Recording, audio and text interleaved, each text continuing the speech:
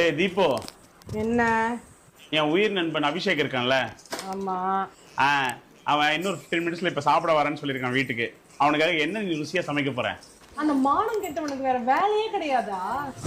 30 kilometre நாக்கு பக்க போட்டு ஓடி வருவாரா? அவனெல்லாம் வீட்டுக்குள்ள சேர்த்த பால்ல பெனாயில் கலந்து கொடுத்துருவேன். டேய் நண்பா, சாரிடா, ரொம்ப ஒரு மாதிரி அசிங்கப்படுத்த. மரியாதை எப்படி வாங்கணும்னு எனக்கு தெரியும். இப்ப பாரு என்ன பண்ண போற? போனி கொண்டு போ.